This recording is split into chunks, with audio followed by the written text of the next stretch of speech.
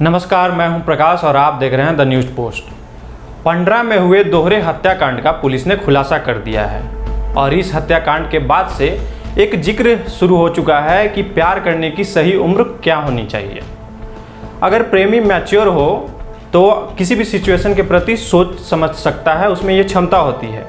लेकिन अगर वही प्रेमी इमैच्योर हो तो वो किसी भी सिचुएशन के प्रति सोच समझ नहीं सकता है और किसी भी अपनी भावनाओं में आकर आवेश में आ जाता है और वो कुछ ऐसा कर जाता है जिसका खामियाजा उसके साथ उसके परिवार वालों और पूरे समाज को भुगतना पड़ता है।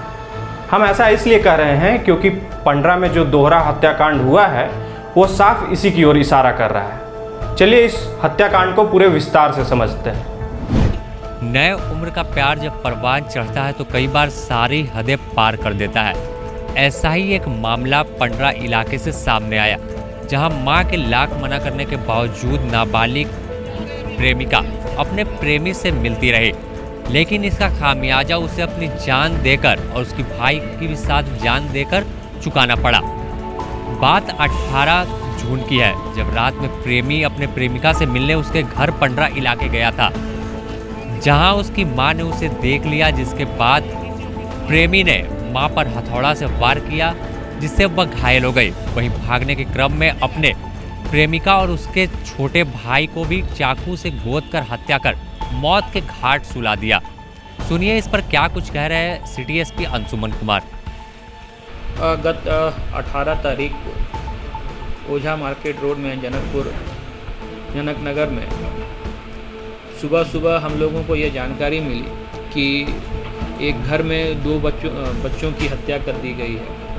तो वहाँ पर पुलिस हमारी पहुँची, तो पहुँचने पर एक बच्ची जिसकी उम्र 17 साल है वहाँ मृत पाई गई और साथ में उसका छोटा भाई जो 14 वर्ष का है वह भी मृतप्राय ही प्राप्त किया गया और उसको हम लोगों ने तुरंत रिम्स पहुँचाया, लेकिन जहाँ पर उसे मृत घोषित कर दिया गया। उसकी माता भी अत्यंत ही घायल थी, उसे भी हमने रिम्स पहुँचा दिया। उसके पश्चात मृतका के मामा के द्वारा एक FIR दर्ज की गई, जिसमें कि उन्होंने कुछ लोगों पर शक जाहिर किया कि इन लोगों ने ही हो ना हो ये हत्या कारित की।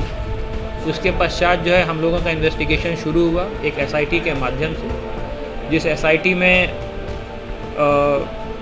प्रकाश सोए पुलिस उपाधीक्षक कोतवाली, नीरज कुमार पुलिस उपाधीक्षक मुख्यालय प्रथम, यशोधरा पुलिस उपाधीक्षक साइबर सेल, थाना भाई सुखदेव नगर, थाना भाई पंडरा एवं अन्य पुलिस पदाधिकारी शामिल थे। इन लोगों ने लगातार बहुत ही मेहनत किया इस पूरे केस में और जो हम लोग का इन्वेस्टिगेशन चला उसमें यह पता चला कि जिस लड़के का नाम हत्या में शुरू में दिया गया था उसने यह घटना कारित नहीं की थी, बल्कि अर्पित अर्नव नाम के एक लड़के के द्वारा यह सारा घटनाक्रम अंजाम दिया गया था। उसके पश्चात हमारी टीम ने इस लड़के को ट्रेस करना शुरू किया और हमारी टीम उस क्रम में बिलासपुर जो कि छत्तीसगढ़ में आता है, फिर विशाखापट्टनम, उसके पश्चात बिहार और फाइनली रांची में आकर इस लड़के को गिरफ्तार किया। गिरफ्तारी के पश्चात जो है इसे गहन पूछताछ की गई।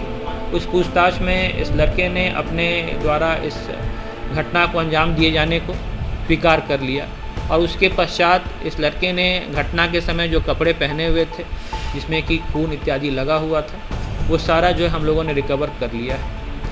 साथ ही उसने किस प्रकार से इस घटना को अंजाम दिया, क्या परिस्थिति बनी थी, उसके बारे में भी विस्तृत रूप से हमें बताया है, जो कि अब इन्वेस्टिगेशन का पार्ट हो गया, जिस पे हम लोग ज़्यादा नहीं बोलेंगे। लेकिन इस बात को हम लोगों को स्वीकार करना जरूरी है कि जिस प्रकार से यह घटना सेंसेशनल हो गई थी, उसके बाद रांची पुलिस की जो हमारी टीम थी उसने बहुत ही मेहनत और बहुत ही लगन से काम किया है, क्योंकि ऐसे केसेस जिसमें कि पूर्व में किसी और का नाम दे दिया जाता है और घटना को अंजाम दिया जाना किसी और के द्वारा किया गया होता है, उसमें बहुत ही ज़्यादा मेहनत होती है। हम लोगों को मीडिया से भी लगातार दबाव पड़ते रहता था, लेकिन इन सब दबाव में आए बिना भी हम लोगों ने अच्छे से कार्य किया और फाइनली मुख्य हत्यारे को हमने पकड़ लिया।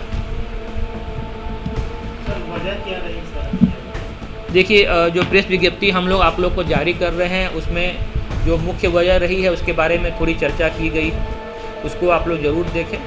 जो हत्यारा है उसका उस मृतका से संबंध था जिसके बारे में माता को घटना के दिन कुछ पता चला था और उन्होंने जो परिस्थिति वहाँ पे बनी उसी कारण जो है ये हत्या की गई थी।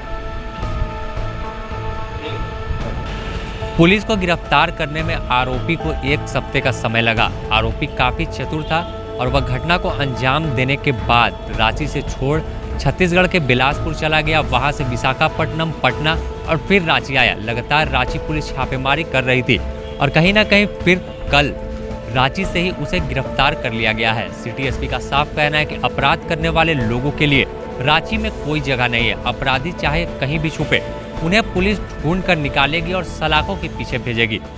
सहयोगी संतोष कुमार के साथ Sameer, the news post, Ranchi.